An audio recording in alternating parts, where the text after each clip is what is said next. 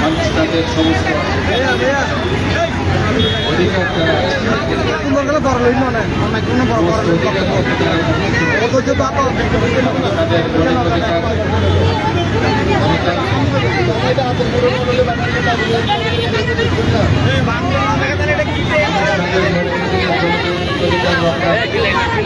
সংগ্রামে তারা আজকে তাদের অধিকার পাইছে।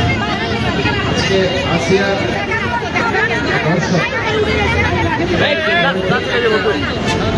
আজকে তারা যে তৈরি করে দিয়েছে তার একটি কন্টিনিউশন প্রসেস।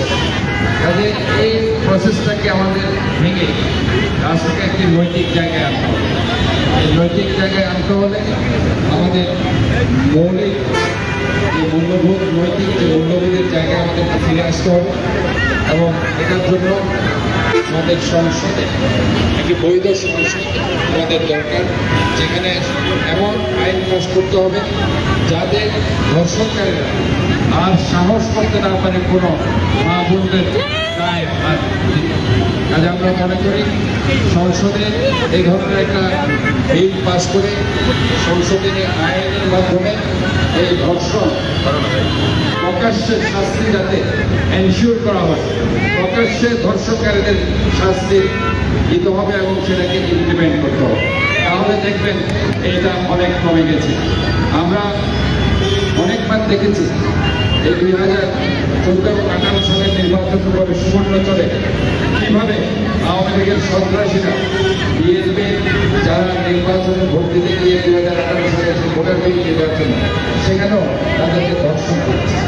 কাজে এই কালচার থেকে আজকে বেরিয়ে আসতে হলে আমাদের সবাইকে একটা মৌলিক জায়গায় নৈতিক জায়গায় আসতে হবে, একটা নৈতিক রাষ্ট্র তৈরি করতে হবে এবং আমাদের সবাইকে ঐক্যবদ্ধ থাকতে হবে।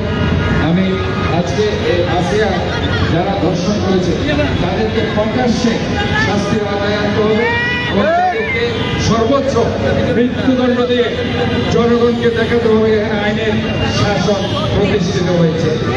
আইনের শাসন ধ্বংস হয়ে গেছে, মানবিক অধিকার কথা বলার স্বাধীনতা ধ্বংস হয়ে গেছে। এই আইনের শাসন আমাদেরকে এই আসিয়ার হত্যাকারী, আসিয়ার ধর্ষণকারীদেরকে দৃষ্টান্তমূলক শাস্তি দিয়ে সেটাকে প্রতিষ্ঠিত করে আমাদেরকে রুল অফ ল প্রতিষ্ঠিত করতে হবে। আমি এখানে যারা আমার মহিলা দলের সভানেত্রী মনোরম বেগম মেনি, সাধারণ সম্পাদক জেলি চৌধুরী, আজকে মহিলা দলের সর্বস্তরের নেতৃবৃন্দকে আমি ধন্যবাদ জানাচ্ছি।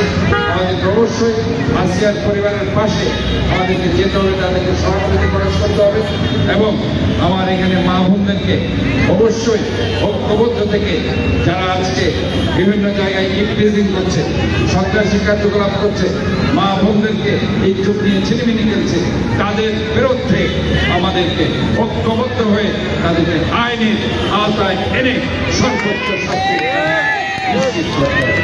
আমি সাংবাদিকরা সহ সবাইকে ধন্যবাদ জানাই।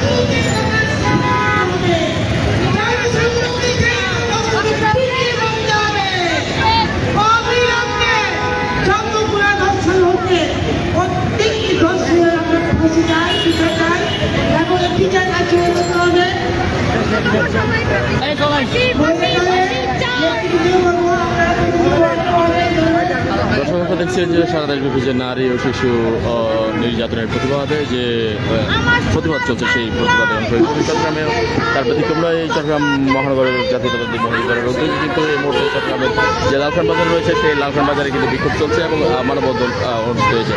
এই মানববন্ধনে কিন্তু উপস্থিত ছিলেন আমাদের চট্টগ্রামের মাননীয় মেয়র মহোদয় জনতা ডাক্তার সাদাত হোসেন, এছাড়াও সাবেক সাধারণ সম্পাদক আবুল হাসেম বক্কর সহ চট্টগ্রাম মহানগর মহিলা দলের সভাপতি এবং সভানেত্রী এবং সাংবাদিকা বিভিন্ন নেতৃবৃন্দ এখানে উপস্থিত আছেন।